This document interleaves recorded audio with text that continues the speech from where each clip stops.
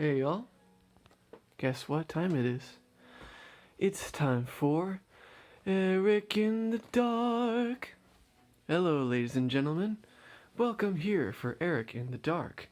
Guess what? My name is Eric, and I am in the dark. Isn't that crazy? Well, guess what? I'm doing this. I'm tired, but I feel like you guys want this. I feel like I can convey my life, my identity, my me to you. And I want to do that for you. So here we go. I'm not sure what episode this is. Probably 7. I don't know. I'm going to call this. It's probably you can read the title, but I want to call it the Ballad of March. And I'm calling it that basically because I'm telling you how my month went. The month of March, obviously. Now, as you know, March 2020, very big month, very transitional. The beginning was kind of so-so. The end we're looking at is kind of by December I think we're looking at like the end of the world probably. You never know. Well, okay, let's start at the beginning. So around the beginning I went on the senior trip, of course, with all of you who are listening. The TPA senior trip. So we went to Washington D.C. and so I remember this. So I walked out of my mom's car into the big huge Mays Sky Harbor Airport, and I walked in, and I pretty much had no clue what I was doing, and I suddenly came to the realization that, oh boy, I have to do adulting now. I have to find my own way around places. So, of course, I need to check in my bag. So I go do that, because it's a huge bag. I overpack. I've all my life, people have been like, you overpack. You pack way too much, Eric.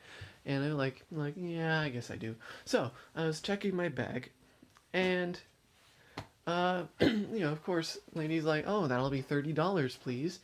And I'm like, okay, I guess I gotta get out my debit card. And because she said, oh, we only accept cards. So I was like, crap, I thought I was going to be able to give you cash, but I guess I have money on my card. And I pulled out my card. Now, the thing you have to know about my debit card, I'm not going to give you any personal information, but one day I left it in my shorts, and those shorts went to the laundry, to the washing machine, and I pulled out my debit card out of the washing machine. Well, out of my pants when I got them out of the washing machine. You know how laundry works. I found my debit card in my pocket, and it had taken on a very curvy shape. So I presented this debit card to the lady, and she was like, "Oh my word, how are you ever gonna use this?" And she tried. She had to manually enter the number, and she was like, "You should not rely on this card." So I was like, well, okay, crap. I guess the source of money that I thought I was going to be able to use on the trip is just now not available. And I have $80 in cash, and I guess I'll just have to do the entire week in Washington, D.C. on $80 of cash. So yeah, that's what I did. I mean, legit. I did not buy anything that I didn't need. I did not get any souvenirs. I feel kind of silly. I probably could have just withdrawn some money from an ATM, because my card did work. It did work in a select few cases. I promise you, even though my card has been out of shape, I can go to any Bank of America ATM and withdraw some money. That's possible, but I was discouraged. Yeah, so I'm alright. 4 minutes in. Okay, let's make this quick. So I'm just gonna give you a summary of my experience with security checkpoints, and let's do the one for the White House, because the White House security was the most secure, was the most intense, and not only was it the most intense security, but it was the most intense security for the most disappointing tour in my entire life. Okay, let me tell you this. So, we walk on. We have to wait 30 minutes outside because, whatever. We have to wait there. Okay, so we finally get to walk on. We're walking. We have to, show the guy our ID. We have to tell him our full name, our date of birth, and he authenticates that. Like, okay, sure. And then we walk to another tent. We have to do that again.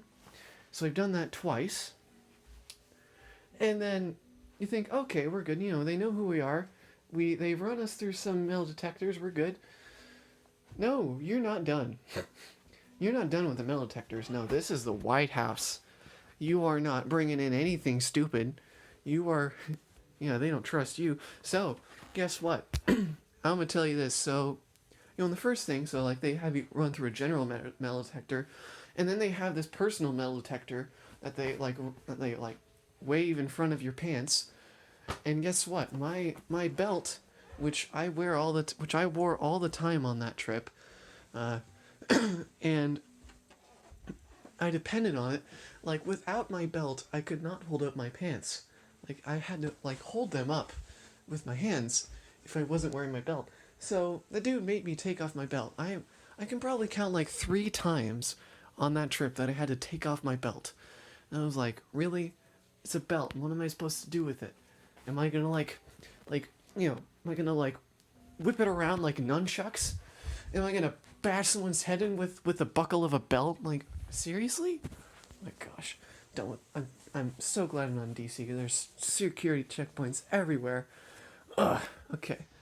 But yeah, that's not it. So then he started scanning my pants with this personal metal detector, this handheld metal detector, and he's like, it starts beeping in my pocket. Like, I've already evacuated my pockets. Like, there's nothing in my pockets. But it starts beeping at the base of my pocket, and he's like, what's there? And I'm like, reach in my pocket, nothing. There's nothing in there.